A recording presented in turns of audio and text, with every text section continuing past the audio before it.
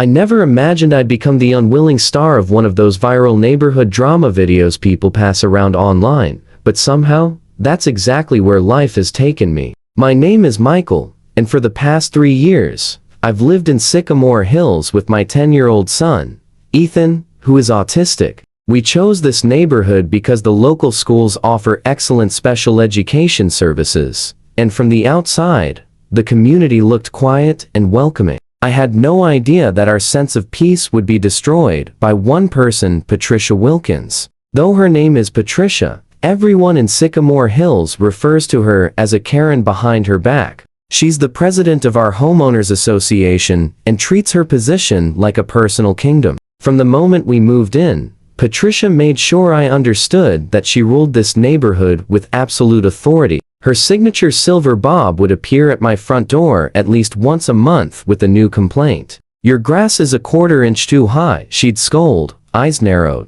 "Your mailbox is painted eggshell, but the bylaws clearly specify off-white." I always kept my cool, nodding politely before fixing whatever she pointed out. Starting a fight with the HOA wasn't worth the stress, especially when I had to prioritize Ethan and his needs. For anyone unfamiliar, many children on the autism spectrum have sensory processing differences. For Ethan, spending time outside is essential. It helps him regulate his emotions and stay grounded. He especially adores playing with his collection of toy dinosaurs in our fenced backyard. I've set up a small area with a sandbox where he can pretend to dig for fossils and build his own prehistoric worlds. It's his safe place, and seeing him absorbed in his imaginative play fills me with pride. Last month, I decided to take things a step further and build a small playhouse in one corner of our yard. It wasn't anything extravagant, just a simple, wooden structure painted blue, Ethan's favorite color. I envisioned a space where he could display his dinosaur collection and retreat when he needed quiet time outdoors. Before I built it, I checked the HOA bylaws carefully. The rules clearly stated that any play structure under 100 square feet didn't require board approval. The playhouse measured only 60 square feet, so I assumed everything was fine. Ethan helped me paint it, smiling ear to ear as we worked together the entire weekend. That Monday morning, while I was working from home, the doorbell rang. I opened the door to find Patricia standing stiffly on my porch, her lips pressed into a thin, judgmental line, and her clipboard hugged tightly to her chest, as if she were bracing for battle. "Mr. Anderson," she snapped, "what is that blue monstrosity in your backyard?" Her tone dripped with disgust. I calmly explained that it was a playhouse for Ethan, and that it was fully compliant with the HOA guidelines. Patricia's face tightened as she flipped frantically through the pages on her clipboard. "It's an unauthorized structure and an absolute eyesore. It must be removed immediately," she declared sharply. I took a steadying breath. Patricia reviewed the bylaws. Section 12. Paragraph 3 states that play structures under 100 square feet don't need approval. This one is 60. Here's the printout. I held out a copy, which she snatched from my hand. Her eyes darted over the text before she abruptly straightened. "This is outdated," she said dismissively. "We voted to change this at the last meeting, but when I asked to see the updated bylaws, she claimed they were still being finalized, yet I was expected to comply anyway." I held firm. "Until I receive the official updated documents, I'm following what's written. The playhouse stays." Patricia's expression twisted with fury. "You'll be receiving a violation notice and fines," she snapped before storming away. Sure enough, the next day, a violation notice appeared in my mailbox, informing me that I owed $500 for maintaining an unauthorized structure. I decided to address the issue directly at the next HOA meeting. When I arrived at the community center, about 20 neighbors were already gathered. Patricia sat at the front with 2 board members flanking her, looking every bit the queen of the room in her cardigan and pearl necklace. When the meeting opened for resident concerns, I raised my hand. "I'd like to address the violation notice regarding my son's playhouse," I said respectfully. I reviewed the bylaws thoroughly. Play structures under 100 square feet don't require approval. His playhouse is 60. I'm requesting that the violation be removed. A few neighbors nodded, and I noticed Patricia's knuckles turning white as she tightened her grip on her pen. The board has discretion over aesthetic matters, Patricia replied with a patronizing smile, and we've determined that your bright blue structure disrupts the visual harmony of the neighborhood. I stared at her in disbelief. Visual harmony? It's in my fenced backyard and barely visible from the street. And my son, who has autism, helped design and paint it. It's important for him. Patricia leaned forward, eyes narrowing. We all make sacrifices to live in a beautiful community. Your son's special needs are not the HOA's concern, she said coldly. The room went silent. I felt the air shift as neighbors exchanged uncomfortable looks. Did she really just say that? Even the board members beside her looked stunned. One of my neighbors, Maria Garcia, stood and spoke. I can see the playhouse from my yard, and I think it's charming, she said kindly. I don't understand the issue.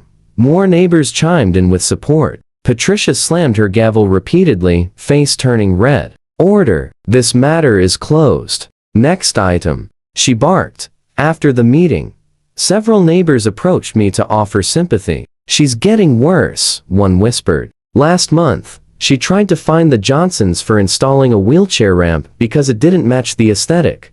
Hearing that sparked an idea. That night, I researched disability accommodation laws. Under the Fair Housing Act, housing providers including HOAs must make reasonable accommodations for individuals with disabilities, including property modifications. The playhouse, which served as a therapeutic sensory space for Ethan, clearly qualified. The next day, I sent a certified letter to the HOA board, explaining everything and citing the law. I requested that the violation be rescinded as a reasonable accommodation for Ethan's disability. I even included a note from Ethan's therapist outlining how important the space was. I genuinely thought that would settle things. After all, who would risk a discrimination lawsuit? But I underestimated Patricia. Not only did she refuse to rescind the violation, but she also doubled down, raising the fine to $1,000 for what she called continued noncompliance. She sent a formal letter declaring that I had exactly 72 hours to remove the playhouse,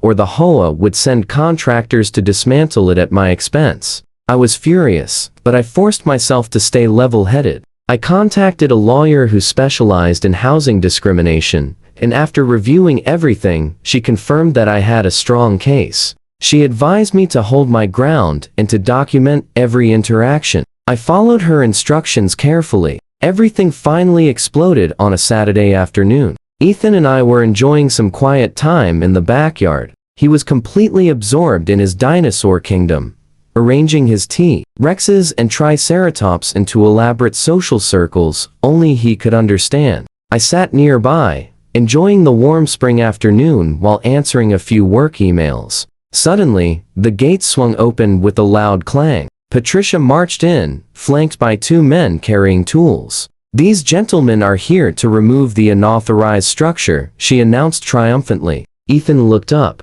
and I immediately saw the panic cross his face as he took in the unfamiliar people and the harsh tone in Patricia's voice. Patricia, you can't do this, I said firmly as I rose to my feet. I've already informed the board that this playhouse is a reasonable accommodation for my son's disability. You're violating federal housing law. The two workers exchanged uneasy glances, clearly unaware of the situation they were walking into. This has nothing to do with disability, Patricia scoffed, waving her hand dismissively. It's about following the rules like everyone else. Her voice was rising, and I could see Ethan beginning to cover his ears, his way of coping with overwhelming noise. Please lower your voice, I said calmly. You're upsetting my son. Instead of listening, Patricia took several steps farther into our yard, jabbing her finger toward me. Don't tell me what to do in my neighborhood, she practically yelled. Ethan began rocking back and forth, trying desperately to self-soothe. I moved in front of him, blocking her from getting closer. You need to leave. Now, I said sternly. This is private property, and you are trespassing. Patricia's face twisted with rage. How dare you speak to me like that? I am the president of this HOA, she shrieked. Ethan let out a distressed cry. Then everything seemed to happen in slow motion. Overwhelmed and frightened, Ethan stumbled backward and knocked over one of his dinosaur displays as he tried to retreat into his playhouse. Patricia, somehow interpreting this as disrespect, lunged forward and grabbed his arm. "Don't you walk away when adults are speaking," she screamed, gripping his wrist tightly. Ethan's face contorted in terror as he began to scream. Instinct took over. I rushed forward, immediately pulling her hand off my son. "Do not touch my child," I said, my voice low and dangerous as I stepped between them. The two workers quickly backed away, clearly wanting nothing more to do with the confrontation. But Patricia, oblivious to how far she had crossed the line, lifted her hand as if to shove past me toward Ethan, who was now curled up inside his playhouse, sobbing. "That structure is coming down today," she insisted, wild-eyed. What she didn't know was that Maria, my next-door neighbor, had heard the shouting and had been recording the entire incident from her yard. "Patricia Wilkins, if you take one more step toward that child, I'm calling 911, Maria called out loudly. Patricia spun around and finally realized she had an audience. Several neighbors were gathered along the fence line, phones raised, recording everything. Her demeanor changed instantly, her voice softening unnaturally. "I was only trying to explain the rules to the boy," she said with a nervous, forced laugh. "He looked confused." "We all saw you grab him," Mr. Thompson said sternly from his yard. "And we heard you yelling at him." Patricia's face drained of color as she registered how many witnesses there were. She turned toward me again, pointing angrily. "This isn't over," she hissed quietly. "You'll regret this." As she turned to leave, she deliberately kicked over Ethan's carefully arranged dinosaur scene, sending the toys scattering across the ground. That was the final breaking point. "Maria, please call 911, I said calmly. "I want to report an assault on my son and destruction of property." Patricia froze. "Assault? Don't be ridiculous," she sputtered, her voice cracking. "It was just a misunderstanding." When the police arrived about 15 minutes later, they gathered statements from multiple witnesses who had seen her grab Ethan. They reviewed Maria's video, which clearly showed Patricia gripping his arm hard enough to leave bright red marks. The officers explained to her that any unwanted physical contact is considered assault, and when it involves a minor, it's treated with even greater seriousness. I will never forget Patricia's expression as one of the officers placed handcuffs on her wrists and read her rights. Her mouth hung open, opening and closing soundlessly like a stunned fish. The neighbors watched in tense silence as she was escorted to the police car, her perfectly styled hair now rumpled, her pearl necklace twisted crookedly. The following day, the remaining HOA board members called an emergency meeting. They declared the president's position vacant and suspended Patricia from the board pending the outcome of her legal case. They immediately rescinded all fines related to Ethan's playhouse and issued a formal written apology. They also announced that they would begin a full review of all HOA's bylaws to ensure compliance with fair housing laws. As for Patricia, she was officially charged with simple assault against a minor, an offense carrying a possible penalty of up to 1 year in jail and a $2,500 fine. Her employer, a well-known real estate agency that prided itself on community involvement, placed her on unpaid leave after the video went viral. At her arraignment, the judge set her bail at $5,000 and issued a restraining order preventing her from coming within 100 feet of our home or